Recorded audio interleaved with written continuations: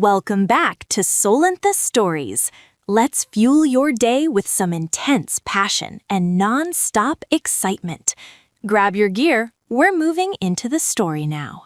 At my father's funeral, my aunt laughed. Poor Olivia, still trying to act like she matters. My uncle said, her father died a crook with nothing. My cousins whispered about my pitiful family, mocking my shoes and tears. Even my mother stayed quiet. Then 3 black SUVs pulled up. Men in suits stepped out, bowed and said, Miss Olivia, the dawn is waiting.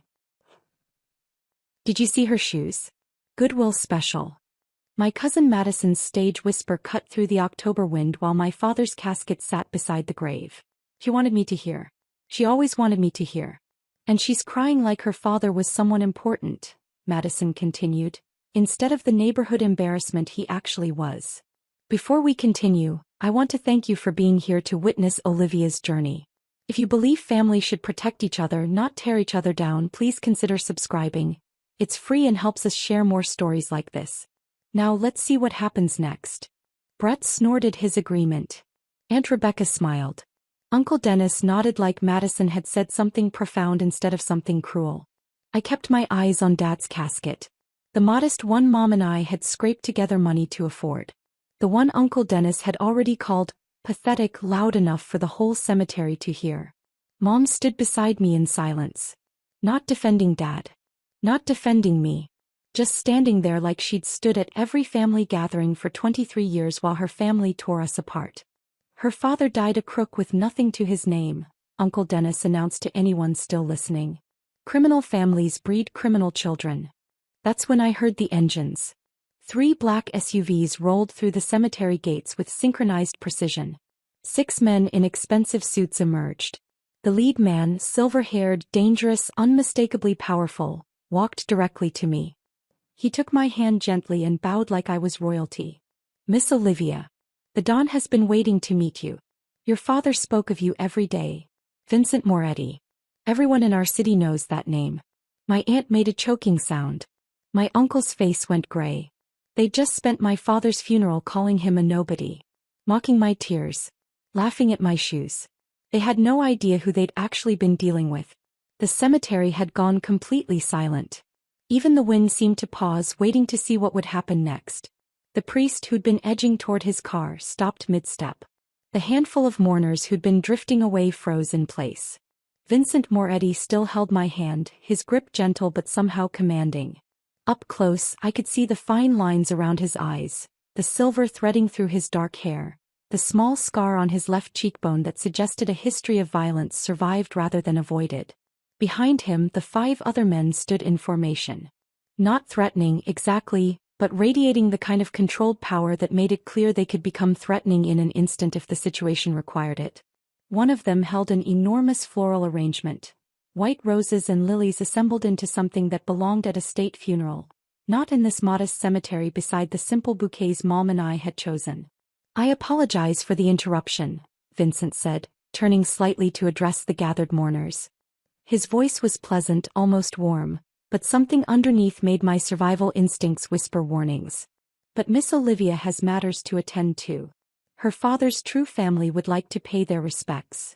The emphasis on true family wasn't subtle. Neither was the way his gaze swept across Aunt Rebecca, Uncle Dennis, and my cousins before dismissing them as irrelevant. The man holding the massive floral arrangement stepped forward and placed it carefully beside Dad's grave. It dwarfed everything else there, a statement written in flowers that said, "This man mattered. This man was loved. This man was powerful enough that his death brings men like us to pay respects." Miss Olivia, Vincent said, his attention returning to me. When you're ready, the dawn is waiting to meet you. He would have come himself, but... He paused delicately. There are reasons your father kept certain aspects of his life separate from you. The dawn respected those boundaries. But now that Antonio has passed, there are things you need to understand about your heritage.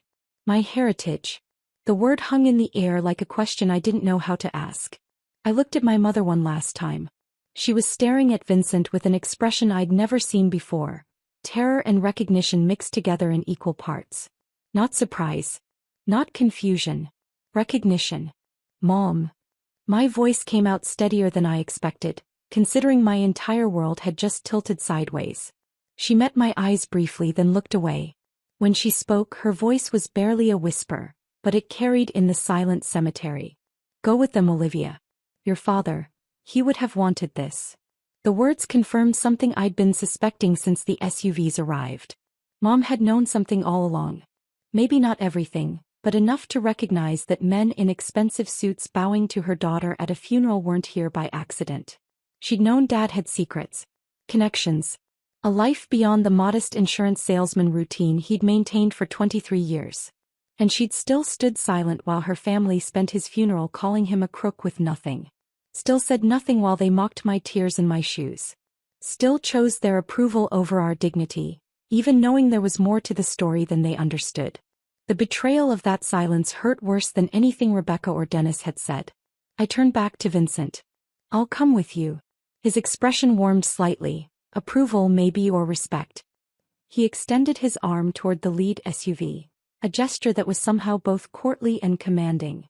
As I took his arm, Aunt Rebecca's voice rose behind us, shrill with panic. "Caroline, what is happening? Who are these people? What was Antonio actually involved in?" I didn't look back. Couldn't look back.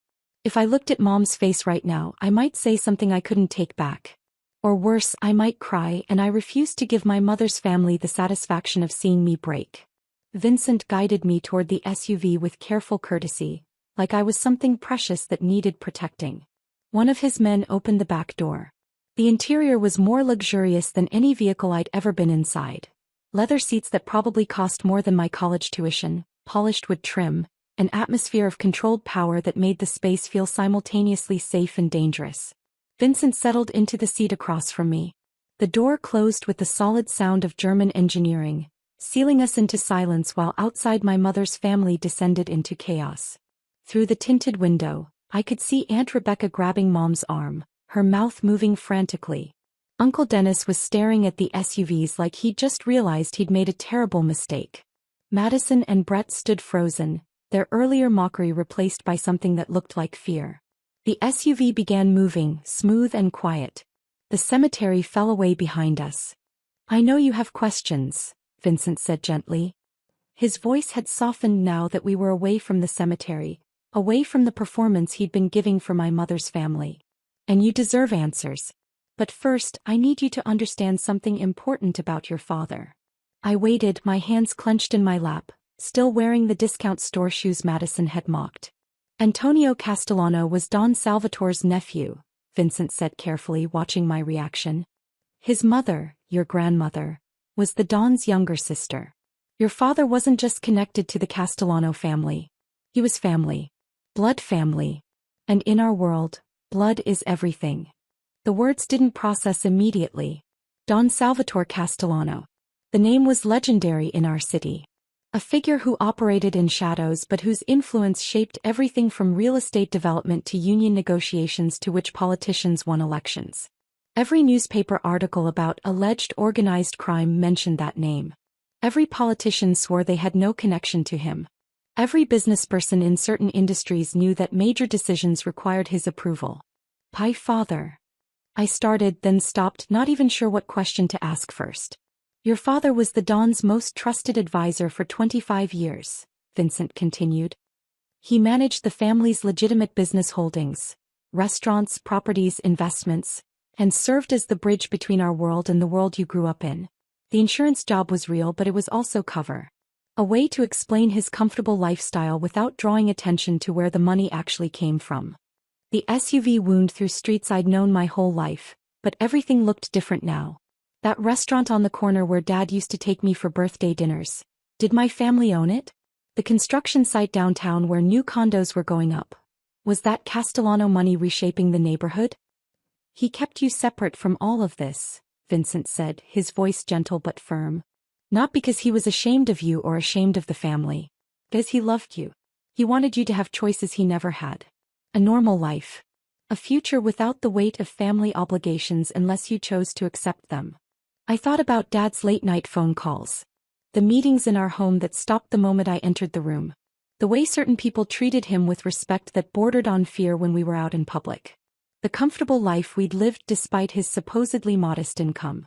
All the pieces I'd never quite understood suddenly clicked into place with devastating clarity. Your father left specific instructions, Vincent continued, about your education, your inheritance, your introduction to the family. Nothing happens without your consent. Nothing is forced on you. But the Don wanted to meet you, to explain things properly, to make sure you understand who your father really was and what he built for you. My father, Antonio Castellano. Not the crook with nothing that Uncle Dennis had described. Not the neighborhood embarrassment Madison had mocked. Someone significant enough that Vincent Moretti himself showed up at the funeral. Someone connected to the most powerful family in the city. Someone who'd spent 23 years protecting me from this truth while my mother's family treated us like garbage. Where are we going? I asked. To meet the Don, Vincent replied. Your great-uncle. He's been waiting to meet you properly since your father passed. He would have come to the funeral himself, but... Vincent paused delicately. Your father wanted your introduction to the family to happen privately. With dignity. Not as a spectacle at a cemetery. The SUV turned into a neighborhood I recognized, historic district, old money, the kind of homes that had belonged to the same families for generations. We pulled up to massive iron gates that opened automatically, revealing an estate that looked like something from a movie about East Coast dynasties. Vincent's expression had shifted again, no longer the dangerous enforcer from the cemetery, but something closer to a patient teacher preparing a student for an important lesson. Before we go inside, he said, his hand resting lightly on my arm, I need you to understand one thing. What happens next is your choice. The Don will explain your inheritance, your options, your father's legacy. But nothing is required of you. You can walk away from all of this with your father's legitimate holdings and live whatever life you choose. Or you can learn. You can understand. You can take your place in the family your father came from. The gates closed behind us with a solid click. Through the windshield I could see the main house. Enormous, elegant, radiating the kind of wealth that didn't need to announce itself. My father had come from this. Had been connected to this. Had chosen to raise me away from all of it because he loved me enough to want me to have choices.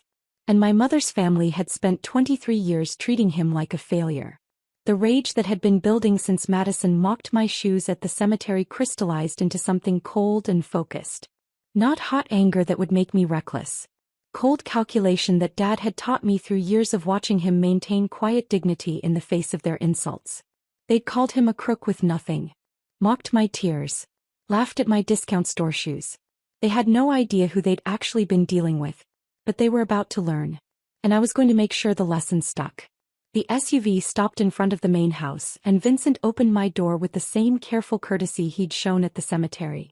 The October air felt different here. Quieter, heavier, like even the wind knew to be respectful on this property. A man in his 70s stood waiting on the stone steps.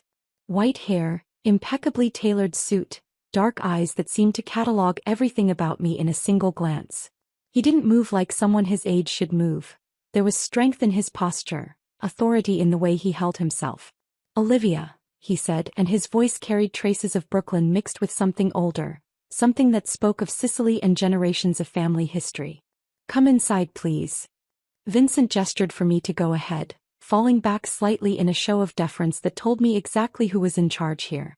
I climbed the steps on shaking legs, still wearing the discount store shoes Madison had mocked, still trying to process that the last hour of my life had actually happened. The man extended his hand as I reached the top step. I am Salvatore Castellano. Your great-uncle, though we've never had the pleasure of meeting properly. His grip was firm but gentle. I'm sorry it took your father's death to bring you home. Home. The word felt strange applied to a place I'd never been, to people I'd never met. He led me through an entrance hall that belonged in a museum. Marble floors, paintings that looked original and expensive, furniture that had probably been in the family for generations. We passed through corridors where other men in suits nodded respectfully as we went by, their expressions carefully neutral. Don Salvatore's study smelled of leather and old books and something else I couldn't quite identify. Maybe cigars or the particular scent that comes from rooms where important decisions get made. Floor-to-ceiling bookshelves lined two walls. A massive desk dominated the space. Leather chairs that looked like they'd been broken in over decades sat arranged near a fireplace. He gestured to one of those chairs. Please. Sit. I sank into leather that was somehow both firm and comfortable, my hands gripping the armrest to keep them from shaking. Vincent had taken a position near the door, present but not intrusive, like a guard who'd been dismissed but refused to leave completely. Don Salvatore studied my face for a long moment before speaking. "You have your grandmother's eyes," he said quietly. "Maria. My younger sister. She passed when you were just a baby, but she would have loved knowing you. Antonio spoke of you constantly, your intelligence, your strength, your kindness. He was so proud of the woman you became." Something in my chest cracked at those words. This stranger, this man I'd never met, was acknowledging my grief as real and important. Not embarrassing. Not pathetic. Losing your father. The Don's voice caught slightly, showing vulnerability I suspected few people ever witnessed. It was like losing a son. Antonio was family in every sense that matters. His death diminishes us all. He moved to his desk and returned with a folder thick enough to contain a novel. When he placed it on the small table between us, I could see my name written on the tab in careful handwriting. "Your father was a meticulous man," Don Salvatore said, settling into the chair across from me. "He prepared for every possibility, including his death. These documents represent your inheritance." My hands shook as I opened the folder. The first page was a property deed. Marina Bay Restaurant Group, a name I vaguely recognized from signs around the city. 12 locations listed with addresses I knew. Underneath, financial statements showing revenue in the millions. I flipped to the next document. Castellano Properties. 37 residential and commercial buildings throughout the metro area, each one listed with current market valuations that made my eyes blur. Stock certificates. Investment portfolios. Bank statements with balances that had so many zeros I had to count them twice to believe what I was seeing. "Your father," Don Salvatore said quietly, "was worth approximately $42 million when he passed. Every legitimate penny of it now belongs to you." The room performed a slow rotation. I gripped the chair arms harder, trying to anchor myself to something solid while my entire understanding of reality restructured itself. $42 million. While Uncle Dennis called him a crook with nothing. While Aunt Rebecca mocked our modest lifestyle. While Madison laughed at my discount store shoes. While my mother's family spent 23 years treating us like charity cases who didn't understand our place. My father had been worth $42 million. How? The word came out barely a whisper. "Your father was brilliant with money," the Don explained. "He started with the restaurant business. One location that did well, then another, then another. Each success funded the next venture. He bought properties when the market was down, held them, sold when values increased. He invested wisely. And he did it all legally with proper documentation, clean books, legitimate business practices." Vincent spoke from his position near the door. "But there's more than just the money, Miss Olivia." Don Salvatore nodded slowly, his expression growing more serious. He reached for another folder, thinner than the first but somehow heavier. "Your father also held certain responsibilities within our family organization," the Don said carefully. "He mediated disputes between businesspeople who couldn't use traditional courts. He provided protection services for legitimate businesses facing illegal threats. He ensured that certain operations, some legal, some less so, ran efficiently without unnecessary violence." He opened the second folder, revealing what looked like case files. Names, dates, situations, resolutions. I saw mentions of restaurant owners being extorted, construction companies facing sabotage, shop owners being threatened by gangs. "Antonio solved problems," Vincent added. "The kind of problems police can't or won't handle.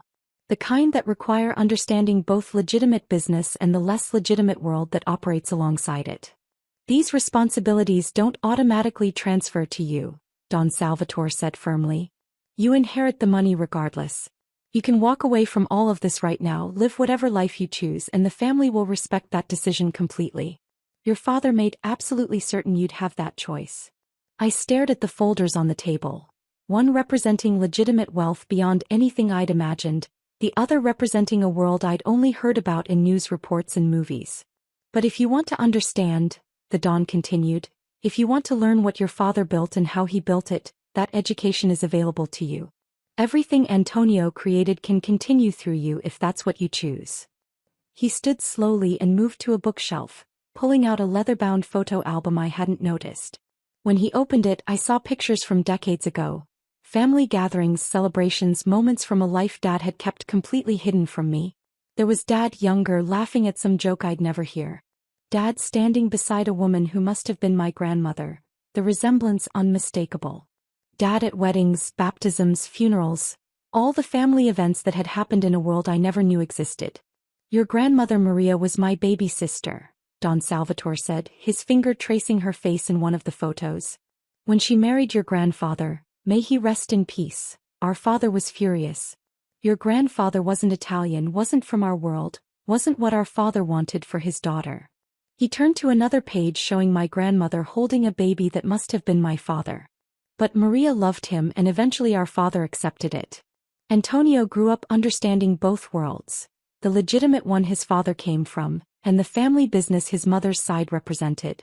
He became the bridge between them, the one who could move in both spaces without drawing attention. I studied the photos, seeing my father's face in contexts I'd never witnessed. He looked confident here, powerful, like someone who commanded respect naturally. He kept you separated not out of shame, the Don said gently, but out of love. He wanted you to have the choices he never had. A normal childhood. A future without the weight of family obligations unless you chose to accept them. He closed the album carefully and returned to his chair, his dark eyes studying my face with uncomfortable intensity. So I'm asking you now, Olivia. What do you want? You can take the money and walk away. No one will judge you. No one will think less of you. Or you can stay. You can learn. You can understand the world your father came from and the legacy he built for you. I thought about my mother standing silent at the funeral. About Aunt Rebecca's cruelty. About Uncle Dennis calling Dad a crook. About Madison mocking my tears and my shoes while Dad's body waited to be buried. 23 years of being treated like garbage by people who had no idea who we really were. I want to learn, I said, my voice steadier than I expected. I want to understand what my father built. The Don's expression didn't change, but something in his eyes softened. Approval, maybe, or satisfaction. And I want certain people to understand exactly who they've been disrespecting, I added quietly. Don Salvatore and Vincent exchanged a look that said this was exactly the answer they'd hoped for. Then your education begins tomorrow, the Don said. Vincent will be your guide, your teacher, your protection as you learn to navigate your inheritance. But tonight you rest. Process what you've learned. Say goodbye to the girl you were and prepare for the woman you're becoming. Vincent stepped forward. I'll take you home, Miss Olivia. Unless you'd prefer to stay here tonight. I shook my head. I needed to be in my own space, in the home I'd shared with Dad, to process everything that had happened in the past few hours. Don Salvatore stood and embraced me, not the formal hug of a business associate, but the genuine affection of family. Your father loved you more than anything in this world, he said quietly. Everything he did, every choice he made was to protect you and give you the future you deserved. Never doubt that. As Vincent drove me back through the city, I watched buildings and businesses pass by with new understanding. That restaurant where Dad used to take me for birthday dinners. Was it one of the 12 Marina Bay locations? Those apartments under renovation downtown, were they Castellano properties? My entire life had been surrounded by my father's empire, and I'd never known it existed. The discount store shoes that Madison mocked suddenly felt different on my feet. Not shameful. Not embarrassing. Just shoes. Meaningless details that people without real power focused on because they had nothing else to judge. I was the daughter of Antonio Castellano, the heir to a $42 million empire. The great niece of Don Salvatore Castellano. And my mother's family had no idea what their cruelty at the funeral had just cost them. Vincent arrived at my door the next morning at 7 sharp, carrying 2 cups of coffee and a leather portfolio that looked like it cost more than my monthly rent used to be. Past tense. Because apparently I owned properties now, investments, businesses that generated millions. The surrealism of it hadn't worn off overnight. Ready for your first day of school? He asked with a slight smile, handing me one of the coffees. It was exactly how I liked it. Cream, no sugar. Which meant either he'd asked someone or he was the kind of person who paid attention to details most people missed. I suspected the latter. We started at Marina Bay Restaurant Group headquarters, a modest office building in a neighborhood that had been slowly gentrifying over the past decade. Nothing flashy. Nothing that screamed organized crime or illegal enterprise. Just a professional office with the company name on a tasteful bronze plaque beside the entrance. The woman who met us in the lobby was in her 40s, dark hair pulled back in a neat bun, wearing a business suit that was professional without being ostentatious. Her handshake was firm, her smile genuine. "Miss Castellano," she said, and hearing my last name spoken with respect instead of contempt felt strange. "I'm Isabella Romano. I've been managing operations for your father for 12 years. She led us to a conference room where financial reports were already laid out, organized by location and quarter. As she walked me through the numbers, I realized these weren't just restaurants. They were carefully orchestrated operations that provided jobs and stability to hundreds of families. Your father visited every location monthly, Isabella explained, pulling up employee rosters on her laptop. He knew every manager's name, most of the servers, even the kitchen staff. People didn't work for your father because they were afraid of him. They worked for him because he treated them fairly and paid them well. She showed me profit and loss statements, payroll records, supplier contracts. Everything was meticulously documented, professionally managed, completely legitimate. The pride in her voice when she talked about Dad was unmistakable. This wasn't fear or obligation. This was genuine respect for a man who'd built something valuable. He never missed a payroll, she said quietly. Even during the recession when half the restaurants in this city were closing, your father made sure every single employee got paid on time. He took losses himself rather than lay people off. I thought about Uncle Dennis calling him a crook. About Aunt Rebecca implying his money came from dirty deals and illegal activities. These restaurants were feeding families, providing healthcare benefits, creating opportunities. There was nothing dirty about that. After Marina Bay, Vincent took me to Castellano Properties where I met Daniel Foster. A man in his 50s with graying temples and the weathered look of someone who'd spent decades managing buildings and dealing with tenant issues. Your father had a philosophy about real estate, Daniel explained as we drove past several of the properties in his portfolio. He bought buildings in neighborhoods that needed investment, renovated them properly, and charged fair rents. Not rock bottom, he wasn't running a charity, but fair. Enough that working families could afford them, but enough to maintain the properties correctly and turn a reasonable profit. We stopped at a 3-story apartment building that had clearly been renovated recently. Fresh paint, new windows, a small courtyard that looked well maintained. This building was condemned when your father bought it 15 years ago, Daniel said.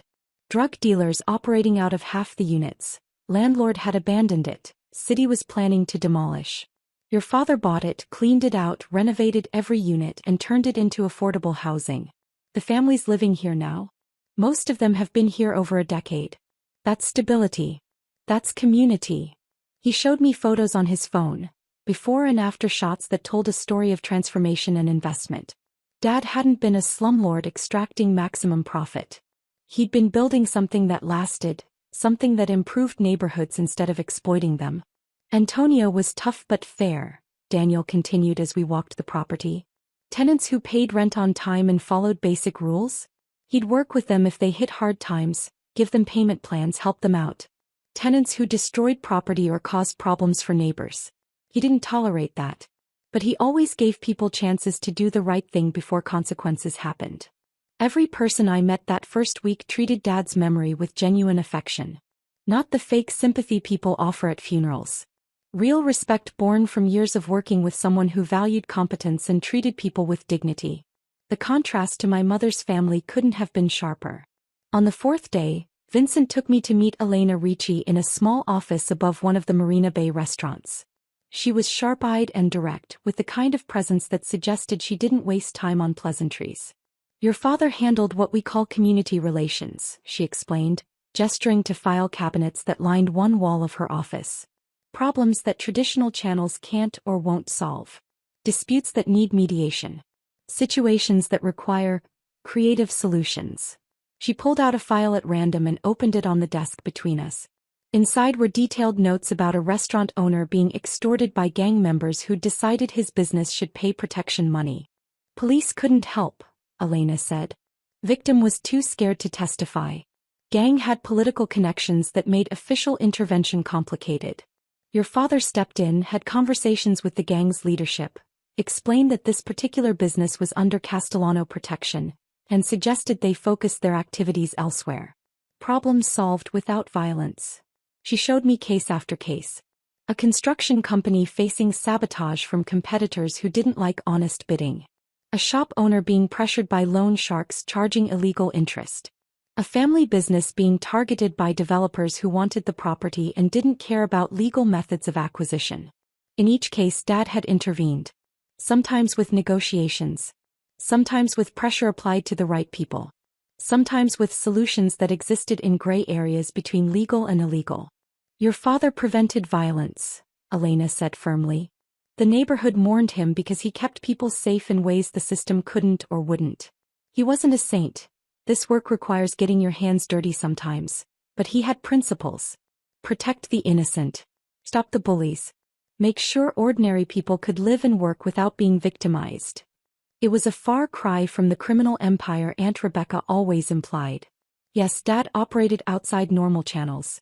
Yes, some of his methods weren't strictly legal. But he was protecting people who had nowhere else to turn. On the 6th day, Vincent brought me to Bennett Auto Repair in a neighborhood I recognized from childhood. The shop was small but clean, with a hand-painted sign and a parking lot that should have been full of customers but held only 3 cars. Marcus Bennett came out wiping his hands on a rag, his face showing exhaustion that went deeper than physical tiredness. He was maybe 55, with the build of someone who'd done manual labor his whole life and the defeated posture of someone watching his dreams collapse. "Miss Castellano," he said, shaking my hand with a grip that was firm despite his obvious stress. "I appreciate you taking the time. Your father helped me once before, about 10 years back when I was just starting out. I was hoping you might have inherited his sense of fairness."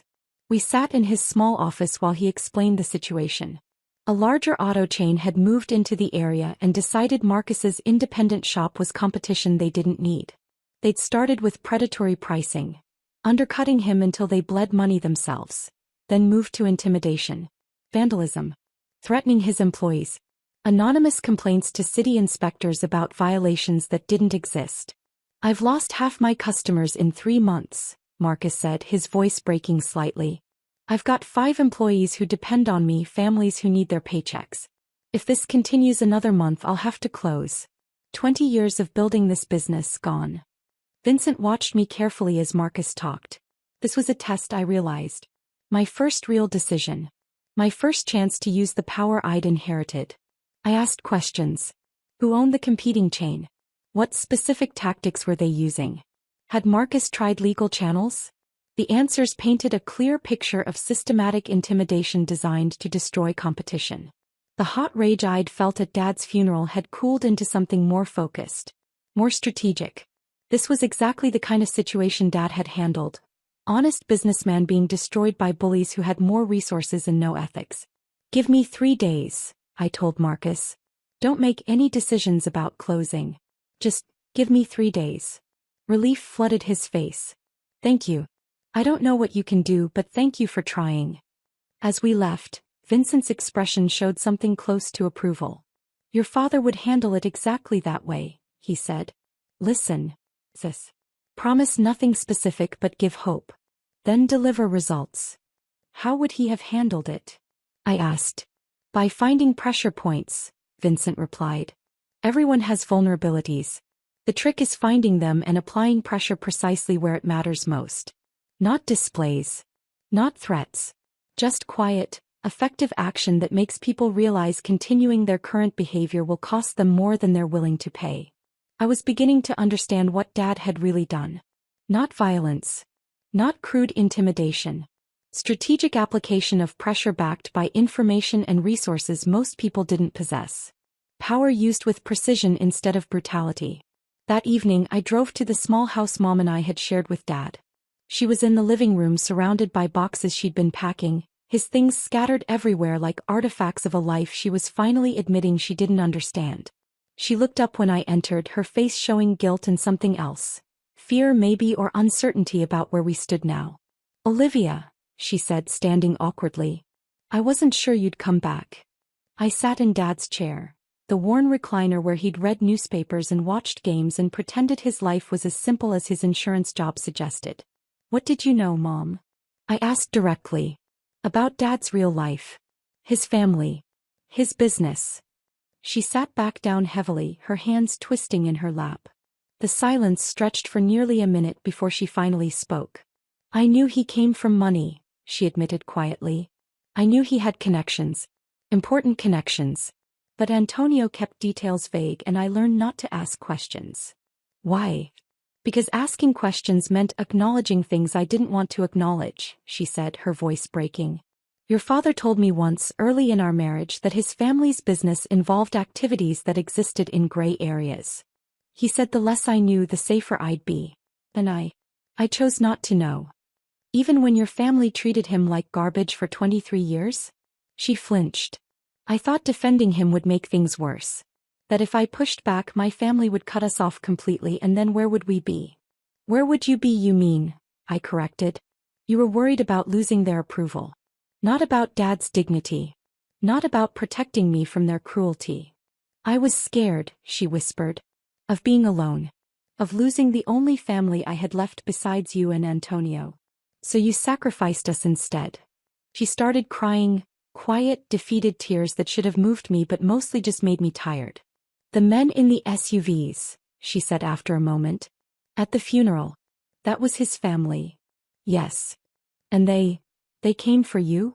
They came to tell me who I really am, I said. Who Dad really was. What he built. She looked at me with an expression I couldn't quite read. Terror maybe, mixed with dawning realization that the modest life we'd lived had been an elaborate fiction Dad maintained to protect us. What are you going to do? She asked. Learn, I said simply. Understand what Dad created. Take my place in the family he came from. Olivia, that world is my birthright, I interrupted. Whether you like it or not. The gulf between us had never felt wider. She'd made her choices. Silence, weakness, choosing comfort over courage. I was making mine. I left without promising to visit again soon. She didn't ask me to. 3 months passed while I learned to navigate my inheritance.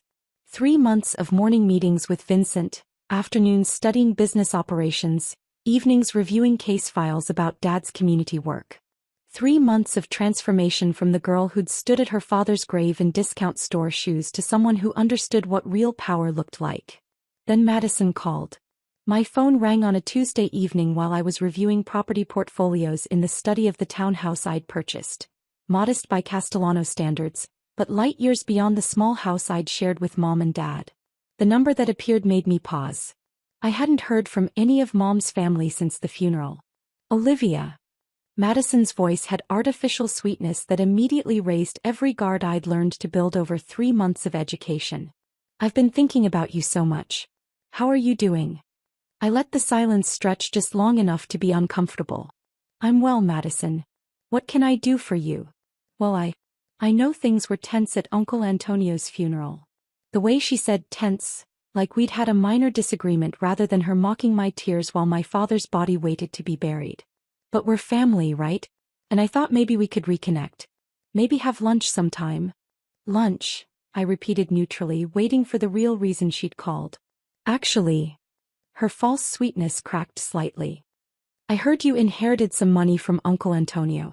And Brett and I were starting this boutique marketing agency. Really exciting opportunity. But we could use an investor who believes in family supporting family. I almost laughed. The audacity was breathtaking. The same cousin who'd called us the pitiful family now wanted money from the inheritance she'd assumed didn't exist. How much are you looking for? I asked, keeping my voice calm and curious. Well, to really launch properly we'd need about 60,000. But even 30 or 40 would help us get started. And obviously you'd see returns once we're profitable. This is a real investment opportunity, not just a handout. $60,000. To Madison that probably seemed like an enormous sum. She had no idea I could write that check without even checking my account balance. That's interesting, I said. Tell me about your business plan. She launched into a rambling pitch about social media marketing and brand development and leveraging synergies. All the buzzwords people use when they don't actually understand business. I let her talk, asking occasional questions that made her think I was seriously considering the investment. You know what? I said when she finally ran out of rehearsed pitch. This sounds like something we should discuss properly. Why don't we talk about it at Christmas dinner? I'm hosting this year. The pause on the line was pregnant with calculation. Christmas dinner? At your place. I have more space now, I said simply. And I think it's time for some new family traditions. I'll send invitations to everyone. You, Brett, your parents, my mother. I have some announcements to make anyway. We can discuss your business proposal then. Madison was clearly weighing whether to push for faster access to money or accept the invitation that would put her in my space on my terms.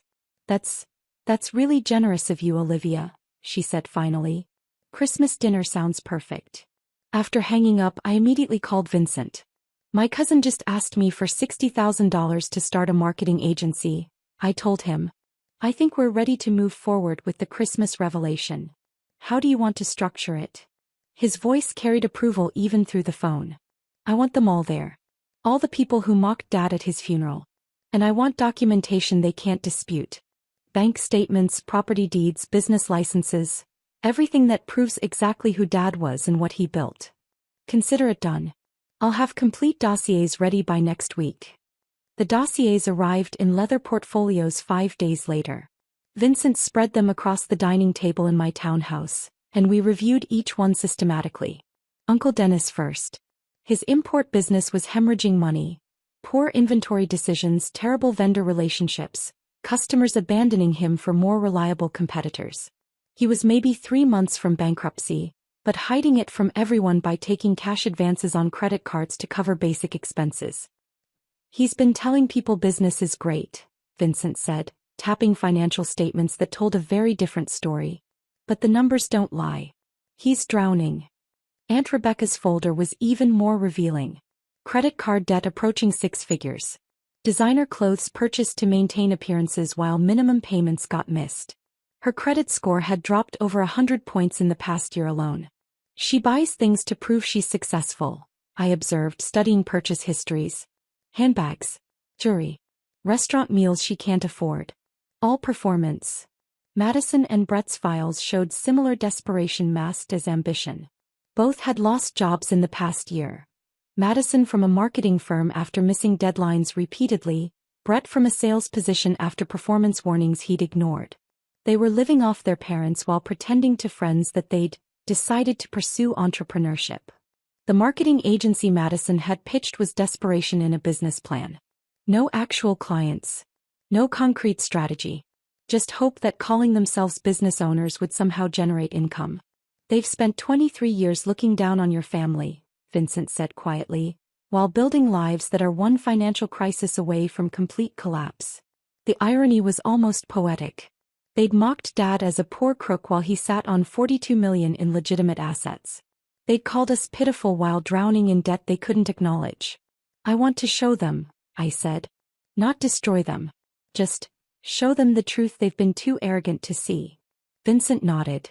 Your father would approve of that approach. I spent the next week preparing. I purchased an estate in the historic district.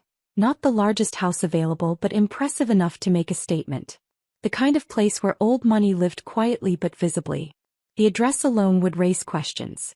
The Christmas invitations went out on heavy cardstock with elegant script. Formal but warm. Deliberately vague about what announcements I'd be making, just enough to ensure curiosity and attendance. Vincent connected me with an event coordinator who understood exactly what kind of dinner I wanted. Comfortable but clearly expensive. Catering from Marina Bay's flagship location. The one Isabella told me had hosted 3 governors and countless city officials over the years. Wines from Dad's personal collection that Vincent had transferred to my new home's wine cellar. Table settings that whispered elegance rather than shouting ostentation. The goal, I explained to the coordinator, is to create an atmosphere where they realize something's changed, but they can't quite identify what until we're ready to reveal it. We prepared presentation folders for each family member. Carefully selected documents about Dad's business holdings. Property deeds. Financial statements. Articles about community programs he'd funded. Nothing classified or sensitive, just legitimate proof of who Antonio Castellano had really been. Vincent suggested bringing Don Salvatore to the dinner. His presence would make the power dynamic unmistakable, he argued. I shook my head. This first revelation needs to be about Dad's legacy. About showing them who they disrespected. Not about intimidating them with family connections. That comes later if necessary. Your father would handle it exactly that way, Vincent said approvingly. The night before Christmas dinner, I met with Don Salvatore in his study. He poured 2 glasses of whiskey that probably cost more than my mother's monthly salary used to be. Another detail from my old life that felt increasingly distant. Tomorrow's a big day, he observed, settling into the leather chair across from me. Tell me what you hope to accomplish. I considered the question honestly. Part of me wants to see them suffer the way they made Dad and me suffer for 23 years. He nodded slowly, no judgment in his expression. That's natural. They hurt you. You want them to feel what that hurt was like. But I don't know if that's what Dad would want, I admitted. He spent his whole life being patient with them. Dignified. Taking their insults without striking back. Don Salvatore took a sip of his whiskey, studying me with those dark eyes that missed nothing. Let me tell you a story about revenge, he said finally. When I was young, maybe 25, a man humiliated my father at a public event. Made him look weak in front of people whose respect mattered. I wanted to hurt him. Wanted him to pay in blood for disrespecting my family. He paused, the memory clearly still sharp decades later. My father sat me down and explained something I've never forgotten. He said revenge should never be about destruction. It should be about balance. About teaching lessons that create understanding rather than just causing pain. What did you do? I asked. I showed the man the truth about himself, Don Salvatore replied. Revealed his own weaknesses and failures in ways he couldn't ignore or deny. Made him understand exactly what he'd done and why it was wrong.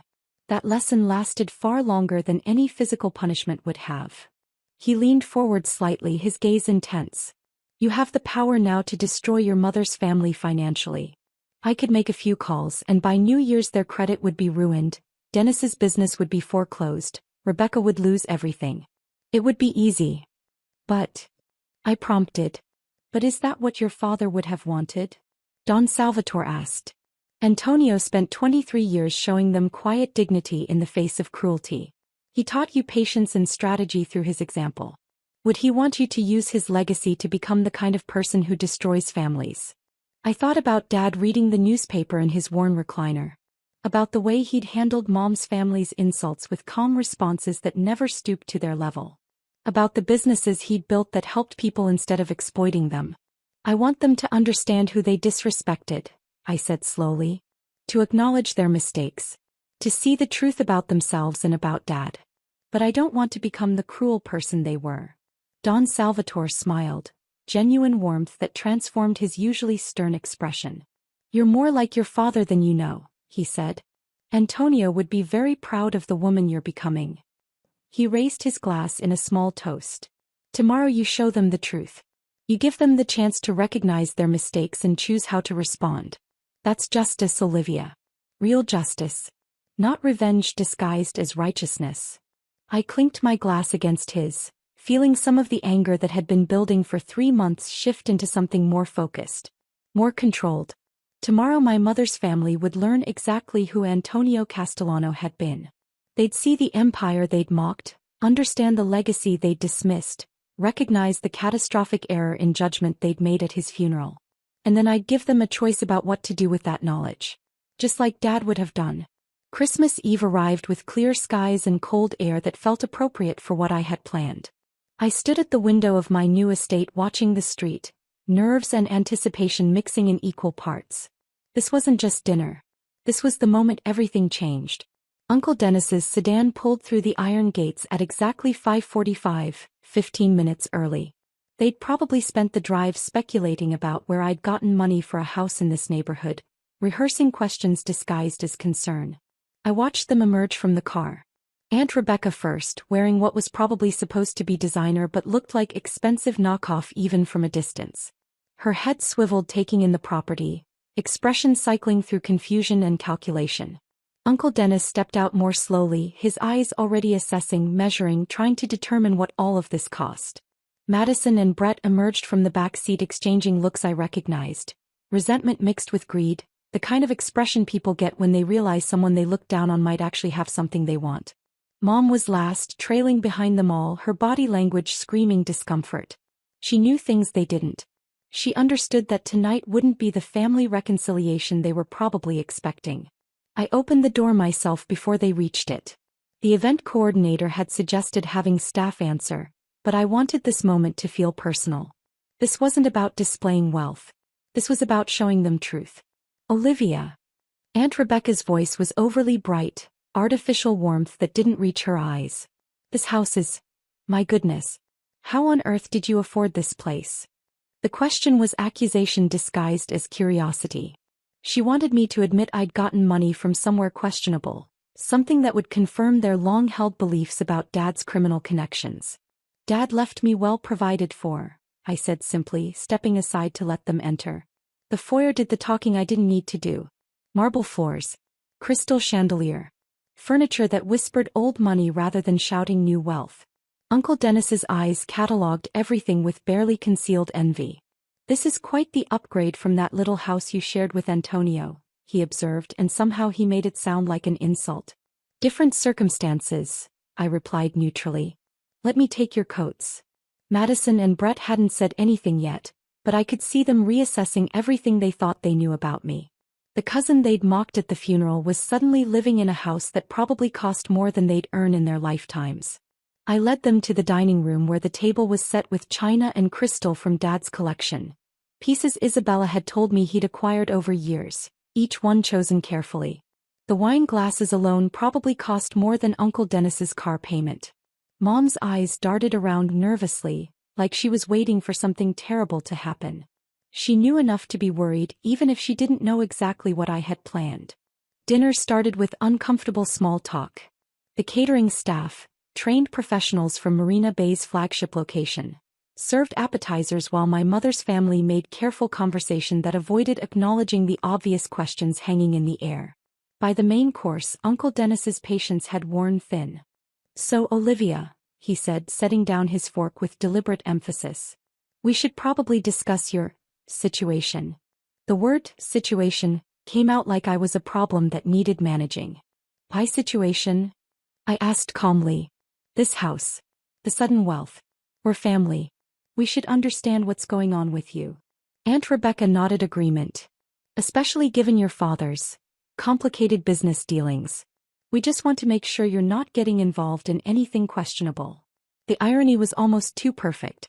They were sitting in my house, eating my food, drinking wine from my cellar, and still managing to imply I was doing something wrong. Dad left me several things to manage, I said, keeping my voice level. I've spent the past 3 months learning about his business interests. Aunt Rebecca's laugh was sharp and disbelieving. Business interests? Antonio sold insurance, Olivia. He barely scraped by. Whatever money you think you have. Let me show you something, I interrupted, standing and retrieving the presentation folders Vincent and I had prepared. I placed one in front of each person at the table, my mother included. What's this? Uncle Dennis asked suspiciously. Information about Dad that you might not have known, I said, returning to my seat and opening my own folder. I thought it was time you understood who Antonio Castellano actually was. I started with Marina Bay Restaurant Group. Walked them through the business licenses, the property deeds, the financial statements showing 12 locations and annual revenue in the millions. Showed them employee rosters, tax returns, articles about the company's role in neighborhood revitalization. This is fake, Uncle Dennis said, but his voice lacked conviction. Antonio worked in insurance. I slid notarized documents across the table. Business licenses with official seals. Property deeds recorded with the city. Tax returns filed with the federal government. Every piece of paper was legitimate and verifiable. Madison's face had gone pale. Brett's nervous laugh sounded forced. Aunt Rebecca was staring at the documents like they might spontaneously combust if she looked away. I continued methodically through Castellano properties. 37 residential and commercial buildings. Current market valuations. Tenant agreements. Photos of renovated properties that had transformed neighborhoods. Then the investment portfolios. Stock certificates. Bond holdings. Diversified assets managed by registered financial advisors with documentation spanning 2 decades. I don't understand, Mom whispered, and I almost believed she was seeing these numbers for the first time. Almost. Dad built an empire, I said simply. A legitimate business empire that employed hundreds of people and improved thousands of lives. He just chose to live quietly and keep it private. Aunt Rebecca's voice went shrill. Why would he hide all this money if he actually had it? Why live in that tiny house and let Caroline work if he was worth $42 million, I finished for her. That's what Dad was worth when he died. And every legitimate penny of it came to me. The number landed like a physical blow. Madison actually gasped. Brett's fork clattered onto his plate. Uncle Dennis's face went through several colors before settling on a grayish white. Aunt Rebecca's expression cycled through shock, disbelief, rage, and finally something that looked like dawning horror as she processed what this meant. What she'd said at the funeral about a man worth $42 million. That's not possible, Uncle Dennis said weakly. We would have known. Your mother would have told us. Mom knew Dad had money, I said, looking at her directly. She just chose not to share that information with you. Isn't that right, Mom?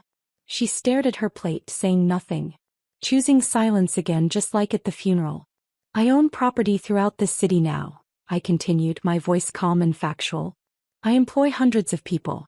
I manage community programs that have helped thousands of families. Everything you thought you knew about Dad and me was wrong. The silence around the table was deafening.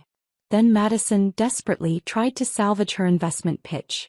Olivia, I know this is a lot of information, but about the marketing agency Brett and I want to start. Why should I invest $60,000 in a business run by someone who mocked my shoes at my father's funeral? The question hung in the air like smoke. Madison's face flushed deep red.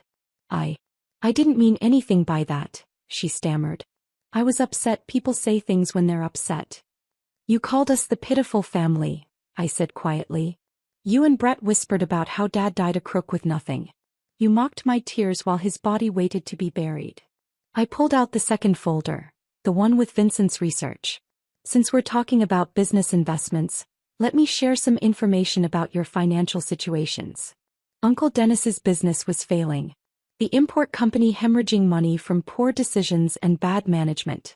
3 months from bankruptcy but hiding it from everyone. Aunt Rebecca's credit card debt approaching 6 figures. Designer purchases she couldn't afford, maintaining appearances while drowning in minimum payments. Madison and Brett both unemployed for nearly a year, living off their parents while pretending to be successful young professionals. The marketing agency was desperation masked as entrepreneurship. I didn't need to be cruel about it. The numbers spoke for themselves. You spent 23 years calling us poor, I said, my voice level.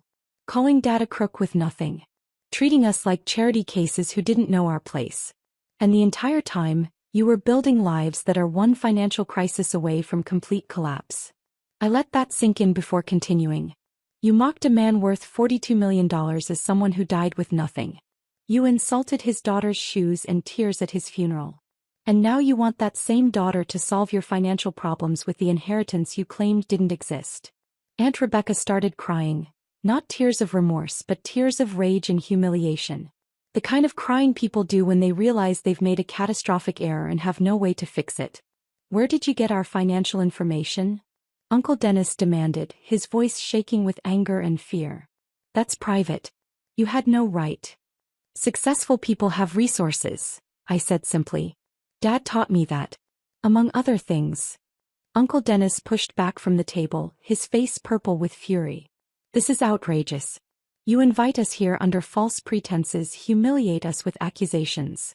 I invited you here to share information about Dad's legacy, I corrected.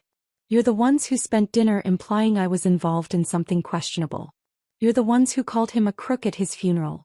I'm just showing you the truth you were too arrogant to see. Aunt Rebecca stood abruptly, grabbing her purse. We're leaving. Dennis, get the car. Madison, Brett, we're going.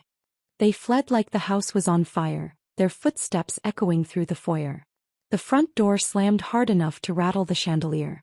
Mom sat at the table staring at her untouched dessert, tears sliding silently down her face. You knew, I said quietly. All along you knew. She nodded without looking up. And you let them treat us like garbage anyway. Another nod. Still no words. Still choosing silence over courage. I stood, suddenly exhausted by all of it. The planning, the revelation, the years of accumulated hurt finally acknowledged. You can stay if you want, I told her. Guest room is upstairs, second door on the left. Or you can leave. Your choice. I walked away, leaving her alone in the dining room with the ruins of Christmas dinner and the weight of 23 years of cowardice. I found Mom still sitting at the dining table an hour later, staring at her untouched wine glass like it might contain answers to questions she was afraid to ask. The caterers had cleared the dishes, packed up quietly, and left us alone in the house that suddenly felt too large and too empty. I poured myself wine and sat across from her, waiting. The silence stretched between us like the gulf that had been widening for 3 months. No, for 23 years if I was being honest with myself. I knew, she said finally, her voice barely above a whisper. About the money. About his family connections. Not everything, but enough. I took a sip of wine and said nothing. She needed to say this without prompting. When Antonio and I got married, he told me his family was complicated. That they had business interests that existed in gray areas, and the less I knew, the safer I'd be. Her hands twisted in her lap. He made me promise never to tell my family because he didn't trust them. He said they'd either try to use the information against us or accidentally expose things that needed to stay private. So you knew he had money, I said quietly. You knew he came from power. And you still let them treat us like charity cases for 23 years. I thought defending him would make things worse, she said, tears starting to flow again. I thought if I pushed back, if I acknowledged what I knew, my family would cut us off completely. And then where would we be? Where would you be, you mean? She flinched but didn't deny it. I was scared of being alone. Of losing the only family I had left besides you and Antonio. I kept telling myself that their opinions didn't matter, that as long as we knew the truth, what they thought was irrelevant. But it did matter, I said. Because their cruelty hurt Dad. It hurt me. And you chose to let that happen rather than risk your relationship with people who didn't even respect you. I know. Her voice cracked. The funeral was the worst. Hearing Dennis call Antonio a crook, hearing Madison mock you, knowing I should say something but being too terrified to speak up. I kept thinking about what would happen if I defended him. Rebecca would ask questions, I'd have to lie or tell truths I'd promised never to tell, and everything would get worse. I studied her face. The woman who'd raised me, who'd read me bedtime stories and helped with homework and taught me to drive. The woman who'd also stood silent while her family destroyed us piece by piece. What happens now? She asked, looking up at me with red-rimmed eyes. Can you forgive me? The question hung between us. I wanted to say yes, to tell her everything would be okay, to bridge the gulf that had opened so wide I couldn't see across it anymore. I don't know, I said honestly. Your silence hurt almost as much as their cruelty. Maybe more because you were supposed to be on our side. You were supposed to protect us. I was trying to protect you, she protested weakly. If they'd known about Antonio's real family, if they'd started asking questions, talking to the wrong people. Dad protected me just fine without your help, I interrupted. He built an empire while keeping me completely safe. You weren't protecting me by staying silent. You were protecting yourself from having to make hard choices. She had no response to that. We sat in silence while the truth of it settled between us. Finally she stood. I should go. I don't think I should stay here tonight. I didn't try to stop her. Just walked her to the door and watched her drive away in the same silence she'd maintained for 23 years. The call from Vincent came the next morning while I was still drinking coffee and processing the emotional wreckage of Christmas dinner. We have a problem, he said without preamble. Your Uncle Dennis has been asking questions. Loud questions. About the Castellano family. I set down my coffee cup carefully. What kind of questions? The kind that get back to people who matter. He's been talking to neighbors, business associates, anyone who'll listen about whether Antonio was connected to organized crime and whether you're now involved with the Castellano organization. My stomach dropped. How bad is it? Bad enough that the Don wants to meet with you this morning. Dennis is making himself a liability, and when people become liabilities, decisions have to be made about how to handle them. The implication in Vincent's voice was clear. I'd wanted to teach my family a lesson. Instead, I might have put Uncle Dennis in actual danger. I'll be there in an hour, I said. Don Salvatore's expression when I entered his study wasn't angry. If anything, he looked almost pleased, like a teacher watching a student encounter a challenging problem. Sit, he said, gesturing to the familiar leather chair. We need to discuss your uncle's sudden interest in family history. Vincent said he's been asking questions. Loudly. Indiscreetly. In places where such questions attract unwanted attention. The Don leaned back in his chair. He's telling anyone who'll listen that his niece is connected to the Castellano organization and he wants to understand what that means. Several people have asked me whether we have a problem that needs handling. The words, needs handling, carried implications that made my mouth go dry. I don't want him hurt, I said quickly. He's ignorant and cruel, but he's still family. That's the right instinct, Don Salvatore said, nodding approval. But let me ask you a different question. What would you do if Dennis's questions put you in danger? Or your mother? What if his indiscretion exposed family business to authorities who'd love an excuse to investigate Castellano operations? I hadn't thought that far ahead. I'd been so focused on showing them the truth about Dad that I hadn't considered the consequences of revealing my own connections to the family. Actions have consequences beyond what we intend, the Don continued, his voice patient but firm. Having power means taking responsibility for what that power sets in motion. You wanted your family to understand who they'd been disrespecting. Now they know. And now they're reacting in ways that create new problems requiring new solutions. He poured 2 small glasses of whiskey despite the early hour. You have 3 options, he said. 1. Vincent visits Dennis with a clear warning that further questions will have serious consequences. This is effective but creates fear and resentment. People who are frightened sometimes do unpredictable things.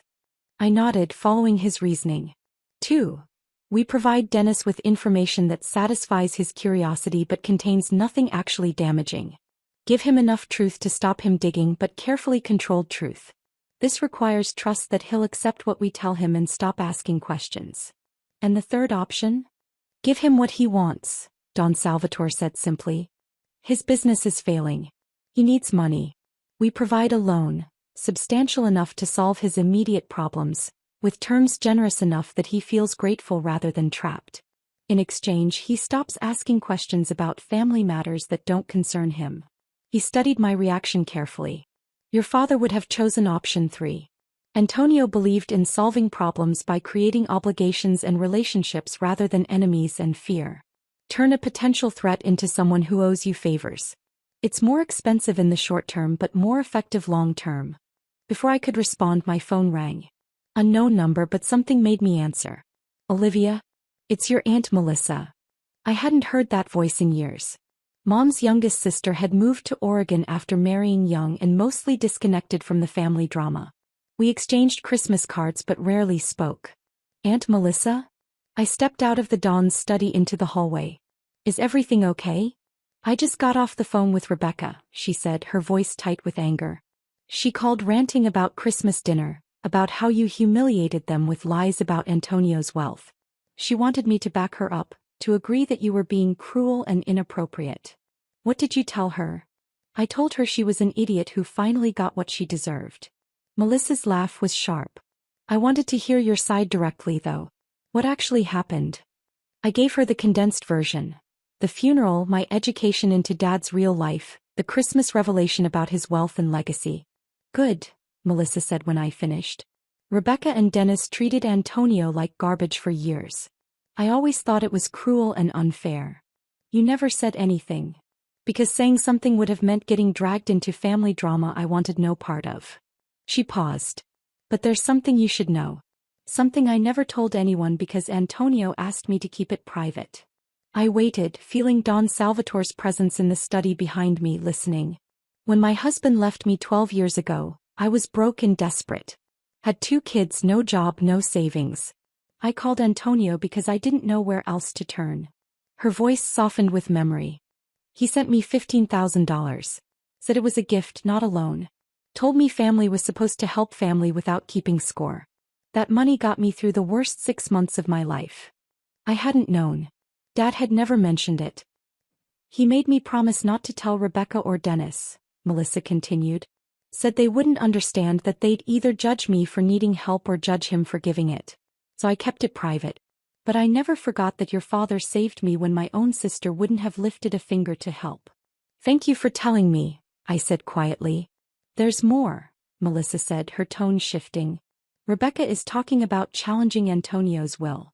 She's claiming he must have acquired his wealth through illegal means and therefore it should be redistributed to legitimate family members.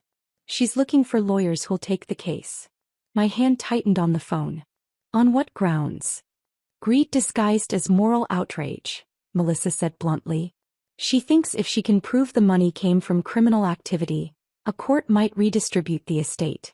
It's nonsense. She has no evidence, no standing, nothing but spite and jealousy. But she's angry enough to try. If it comes to legal challenges, Melissa continued, I want you to know I'll testify about Antonio's character and generosity. I'll tell any court that asks that your father was a good man who helped people without expecting anything in return. Rebecca doesn't get to rewrite history just because she's embarrassed about being wrong. After we hung up, I stood in the hallway processing everything. Uncle Dennis asking dangerous questions. Aunt Rebecca planning legal challenges. Mom's hollow apologies. And Melissa, an unexpected ally who actually understood who Dad had been. I returned to the Don's study. He was waiting patiently, his whiskey untouched. My aunt is planning to challenge Dad's will, I told him. Claims the money must be illegal. It's not, Don Salvatore said calmly. Every penny Antonio left you came through legitimate business operations with documentation that would survive any legal scrutiny. Let her waste money on lawyers. They'll tell her she has no case. And Uncle Dennis? That's still your decision, the Don said. But now you understand the full picture. Your family isn't just asking questions, they're actively trying to undermine what your father built. How you respond will define who you become. I thought about Dad's patience, his strategic thinking, his belief in turning enemies into obligations. Option 3, I said finally. Give Dennis the loan. Create an obligation instead of an enemy. Don Salvatore smiled. Your father would be proud. Vincent arranged the meeting for the following afternoon at Bennett Auto Repair. The location was deliberate, neutral ground that also served as a reminder of exactly what kind of work the Castellano family did and who benefited from it. Marcus called Uncle Dennis personally, saying he'd heard Dennis had questions about Antonio Castellano and the family, and maybe they could talk privately. Dennis, apparently thinking he'd found someone willing to gossip, agreed immediately. I arrived an hour early with Vincent. Marcus greeted us at his shop entrance, looking nervous but determined. Your father helped me when I had nowhere else to turn, he said quietly. If I can return that favor by helping his daughter handle a problem, that's the least I can do. When Dennis's car pulled into the lot, I was sitting in Marcus's small office with Vincent standing near the door. Marcus went out to meet him, all friendly handshakes and small talk, leading him inside before Dennis realized what was happening. He stopped cold when he saw me. What is this? Dennis demanded, his face flushing red. Marcus, you said you wanted to talk. I do want to talk, Marcus interrupted. About why you've been asking questions that are making good people nervous. Dennis's eyes darted between me, Vincent, and Marcus, calculation visible in his expression. I don't know what you're talking about. You were at the diner on 5th Street yesterday, Vincent said, his voice calm but carrying an edge that made Dennis stiffen. Asking the man at the next table if he knew anything about Antonio Castellano's mob connections. Loud enough that half the restaurant heard you. I have every right to ask questions about my brother-in-law's business dealings, Dennis blustered, but his voice lacked conviction.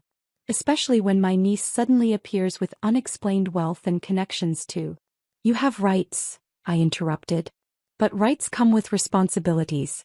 One of those responsibilities is understanding that your loud questions are endangering people.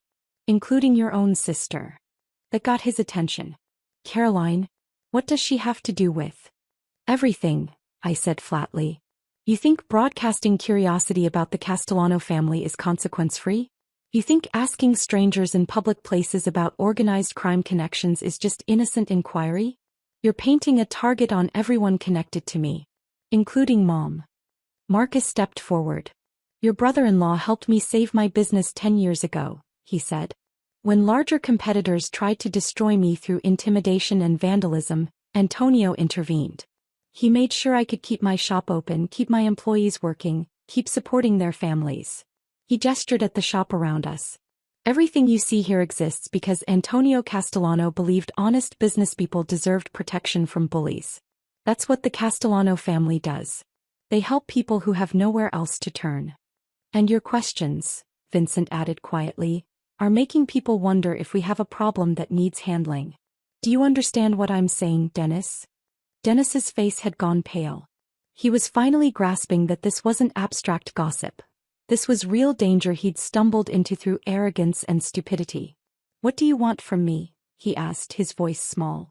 I leaned forward. I'm going to make you an offer. Just once. Pay attention because I won't repeat it. He nodded mutely. Your business is failing, I said. Not because of bad luck or market forces, but because you make poor decisions and treat people badly. Money alone won't fix that. But I'm willing to provide a one-time cash infusion of $50,000 to stabilize your immediate problems. His eyes widened with desperate hope. I'll also introduce you to business consultants who actually know what they're doing. People who can help you restructure your operations properly, if you're willing to listen and follow their advice. Thank you, he started, but I held up my hand. I'm not finished. In exchange, you stop asking questions about Dad and the Castellano family. Completely. You treat my mother with basic decency. And you acknowledge publicly that you misjudged my father. His expression shifted, hope warring with pride. Publicly? What does that mean? It means calling the relatives who heard you mock Dad at his funeral and telling them the truth. That Antonio Castellano was a successful businessman who built a significant legacy, and you were wrong to disrespect him. The apology would cost him more than the money. I could see that calculation playing across his face. If you accept, I continued, we move forward with clear understanding that this is the only help you'll ever receive from me. If you refuse, you handle your bankruptcy alone and explain to Aunt Rebecca and your kids why you turned down help that could have saved them. Dennis sat in the worn chair across from me, his hands gripping the armrests. Pride fighting desperation. Ego battling survival instinct. How do I know you'll actually give me the money? He asked finally. That this isn't just some trick? Vincent pulled an envelope from his jacket and placed it on the desk. Bank check. $50,000. Written out to Dennis Harper's business account. Sign the agreement, make the calls, and it's yours today. Dennis stared at the envelope like it might bite him. What happens if I say no? He asked. Then you leave, I said simply. And we never have this conversation again. And you figure out bankruptcy on your own while wondering what would have happened if you'd chosen differently. The silence stretched. I could see him working through scenarios, trying to find an angle, a way to get the money without paying the price I was demanding. The calls, he said finally. What exactly do I have to say? The truth. That you misjudged Antonio Castellano. That he was a successful businessman who built legitimate enterprises. That you were wrong to disrespect him at his funeral and you regret your words. Who do I call? Start with Aunt Melissa. Then whoever else heard you call Dad a crook with nothing. I pulled out my phone. We'll do it right now. On speaker. So there's no confusion about whether you kept your end of the agreement. He looked at Vincent, who remained expressionless. Looked at Marcus, who just shrugged. Looked at me and saw no mercy, no flexibility, just the deal on the table and the clock ticking. Fine, he said finally.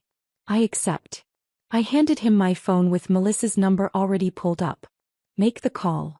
His hand shook slightly as he dialed. When Melissa answered, I put it on speaker. Dennis, she said surprised. I wasn't expecting to hear from you.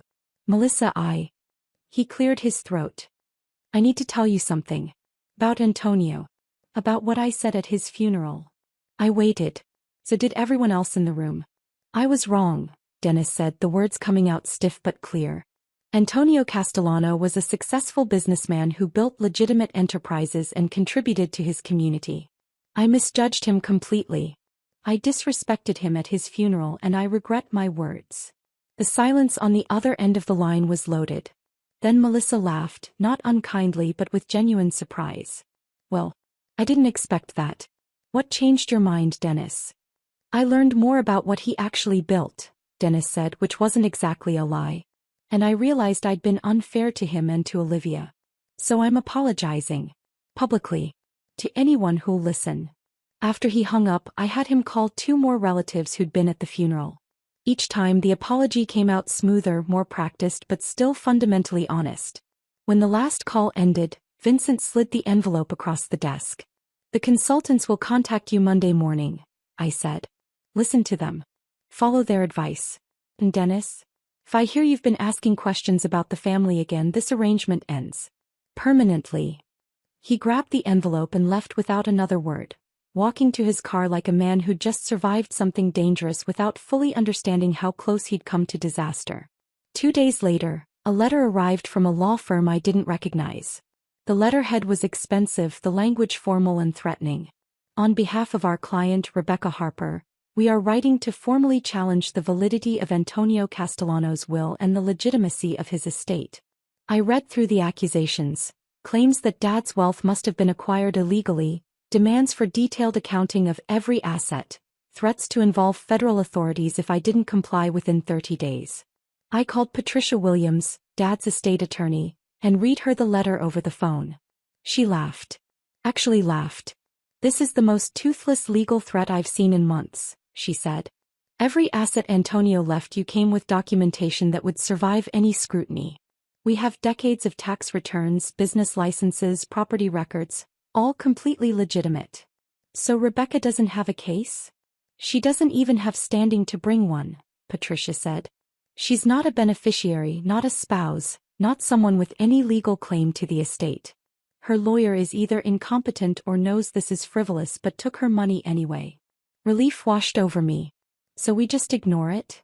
"Not quite," Patricia said, her tone shifting.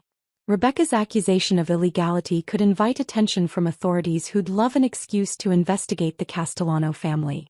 We need to respond with overwhelming documentation that proves legitimacy while making clear that false accusations carry consequences." She paused. "With your permission, I'll prepare a response that buries her lawyer in evidence. Tax returns, business licenses, audit reports, everything that proves Antonio's wealth was legitimate. And I'll include language that makes clear continued harassment would be inadvisable." "Do it," I said. That evening my doorbell rang. Madison stood on my front step, mascara streaked down her face, looking more vulnerable than I'd ever seen her. "Can we talk?" she asked. "Please? Just the two of us." I almost said no. Almost closed the door and let her deal with whatever crisis had brought her here. But something in her expression, raw pain instead of her usual calculated performance, made me step aside. We sat in my living room, the same room where I'd hosted the Christmas dinner that changed everything. She stared at her hands, twisting them in her lap, clearly struggling to find words. "I've been jealous of you since we were kids," she said finally. "Not of what you had. Of how you had it." I waited. "Your dad loved you," she continued, her voice breaking. "Really loved you. He knew who you were, what you cared about, what made you happy." "My dad." She laughed bitterly. "He sees me as a reflection of himself. If I succeed, it proves he's successful. If I fail, it embarrasses him. He doesn't actually know me at all."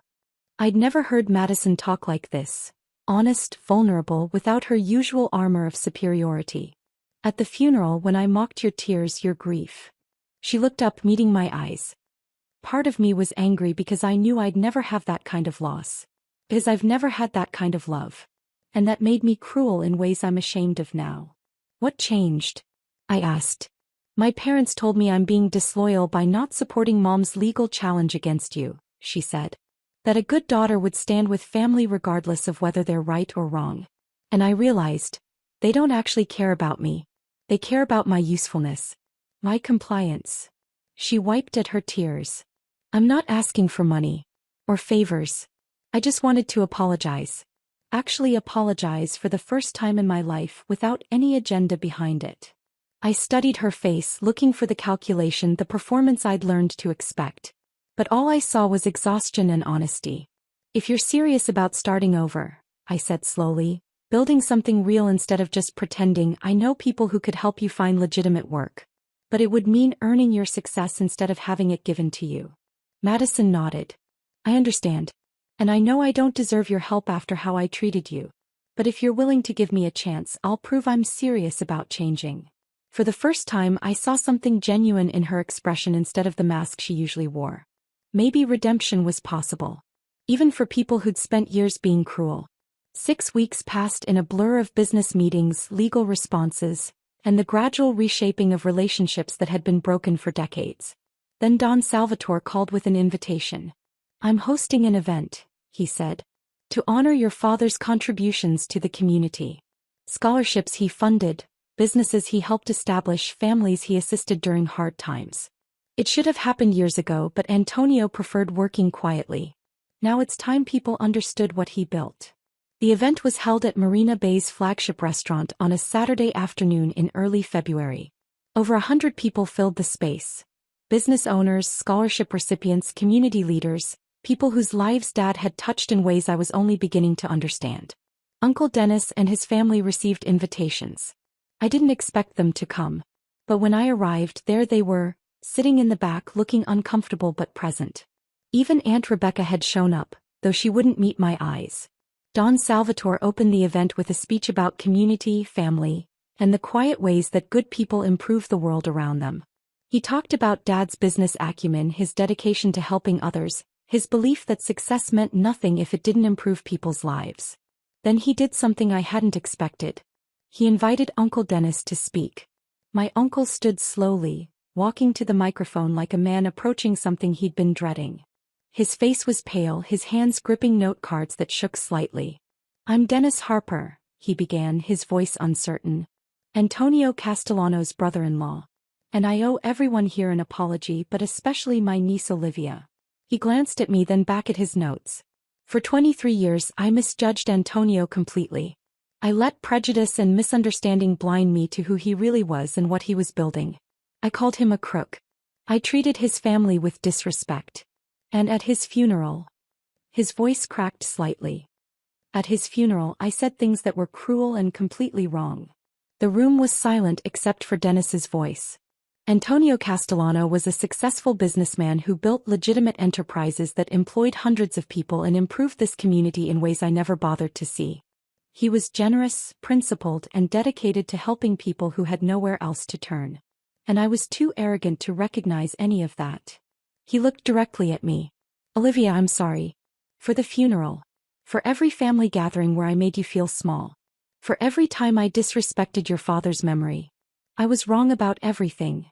It wasn't eloquent. His delivery was awkward and parts of it sounded rehearsed. But it was sincere.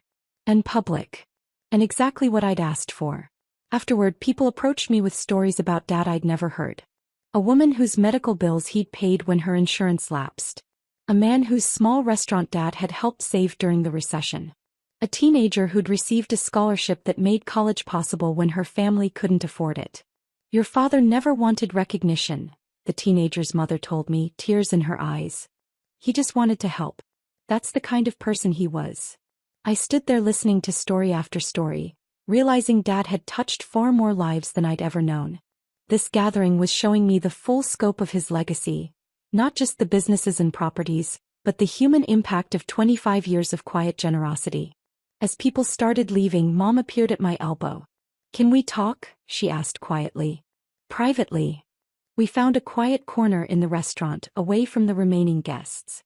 Mom looked smaller somehow, diminished in ways that had nothing to do with physical size. "I'm moving," she said without preamble. "To Oregon. To live near Melissa." The news shouldn't have surprised me, but it still landed with unexpected weight. "When?" I asked. "End of the month. I've already started packing." She twisted her hands in her lap. "I can't stay here anymore, Olivia. Everywhere I look, I'm reminded of Antonio and what I failed to do. What I failed to be. Mom. I let my family treat him like garbage for 23 years, she interrupted. I stood silent at his funeral while they mocked him. I chose their approval over his dignity and your well-being. I don't know how to live with that." Her voice broke on the last words. "Can you forgive me?" she asked. "Someday. I'm not asking for now. I know I don't deserve it now. But maybe someday." I thought about all the years of silence, all the moments she could have stood up and chose not to. About the funeral where she'd let them destroy us without saying a word. "I don't know," I said honestly. "Forgiveness isn't something I can force. But I understand you did what you thought you had to do to survive. I wish you'd been stronger. I wish you'd chosen us. But I understand." She reached into her purse and pulled out an envelope, worn at the edges like it had been handled many times over the years. Your father wrote this for you 10 years ago, she said. He made me promise not to give it to you until you were older and ready to understand. I think you're ready now. After she left, I sat alone in that quiet corner and opened the letter with shaking hands. My dearest Olivia. If you're reading this, I'm gone, and I hope your mother had the wisdom to give this to you when the time was right. There are things I need you to know, things I couldn't say while I was alive without revealing truths I wanted to protect you from. I built an empire, yes. Accumulated wealth, created businesses, established connections. But none of it matters compared to the only thing I got completely right, being your father. By the time you read this, you'll probably know about my real family, about the Castellano organization, about the world I kept separate from you. I made that choice deliberately. Not because I was ashamed of you or ashamed of that world, but because I wanted you to have choices I never had. Real strength isn't about power or money, Olivia. It's about knowing who you are and what you stand for even when the world tries to tell you different. It's about making choices based on principles rather than fear. It's about using whatever resources you have to make life better for people who can't do it themselves. If you choose to walk away from everything I built, I'll be proud of you. If you choose to embrace it and continue the work, I'll be proud of you. The choice is what matters. The freedom to decide your own path. Remember that dignity and patience are their own forms of strength. Remember that revenge is hollow but justice is necessary. Remember that the measure of a person isn't what they accumulate but what they give and who they protect. I love you more than all the money in all the banks in all the world.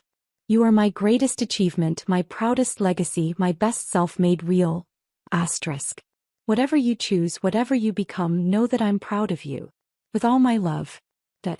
I cried in that quiet corner of the restaurant, finally grieving properly without anger or revenge or plans clouding the loss. Just pure grief for the man who'd loved me unconditionally and built an empire to protect me while teaching me to be strong enough not to need it. The months that followed were full of learning and building. Vincent continued my education in both legitimate business operations and the more complex aspects of family obligations. I established the Antonio Castellano Foundation, expanding the scholarship programs and community assistance initiatives Dad had funded quietly for years. Madison actually followed through on her promise to change. She started at one of our restaurants as assistant manager, working under Isabella, who had no patience for performance or laziness. Madison worked harder than I'd expected. Early mornings, late nights, learning the business from the ground up. She's got potential, Isabella told me after 3 months. If she stays humble and keeps working, she might actually build something real. Our relationship wasn't warm. Probably never would be. But there was mutual respect developing, built on honest work rather than family obligation. Aunt Melissa became an unexpected mentor, calling weekly to check in and offer wisdom about navigating family complexity. The best revenge, she told me one evening, isn't destroying people who hurt you. It's building something so good that their absence from it becomes their punishment. I thought about that often. Rebecca and Dennis were largely out of my life now, dealing with their own problems while I built something meaningful with the resources Dad left me. A year after Dad's death, I sat in Don Salvatore's study reviewing quarterly reports and discussing family business. He listened to my ideas about moving more operations into legitimate territory, expanding community programs, making the Castellano name synonymous with community investment rather than just power and influence. You have your father's strategic mind, he observed, but your own moral compass. You question things Antonio accepted automatically. That's not weakness, Olivia. That's evolution. He poured us both whiskey, a ritual we'd developed over months of these meetings. The family has to change with each generation, he continued. Otherwise it becomes brittle and breaks. Your father understood that. He built the foundation that allows you to even consider the path you're proposing. Do you think it's possible? I asked. Actually moving everything legitimate? With patience and strategy? Yes. He smiled slightly. Your father spent 25 years building trust and infrastructure. You have the advantage of starting from his foundation. But it will take time. Years. Maybe decades. As I drove home through streets I now understood in ways I couldn't have imagined a year ago. I thought about the girl who'd stood at her father's funeral in discount store shoes being mocked by people who didn't know who she was. That girl was gone. Not destroyed but transformed. I'd learned that revenge could be about revelation rather than destruction. That power was most effective when applied with precision rather than fury. That dignity and patience were their own forms of strength. I was Olivia Castellano, daughter of Antonio Castellano. Heir to his empire and his values. Building a legacy that honored his name while creating my own path forward. The discount store shoes that Madison had mocked were in my closet at home. I kept them as a reminder, not of humiliation but of how far I'd come and who I'd become. My father's greatest gift wasn't the $42 million he left me. It was teaching me through his example that true strength meant knowing who you are and what you stand for, even when the world tried to tell you different. And now I was using that gift to build something worthy of his memory. Something that would last. If this story of justice and legacy had you hooked from that first funeral insult to the final triumph, smash that like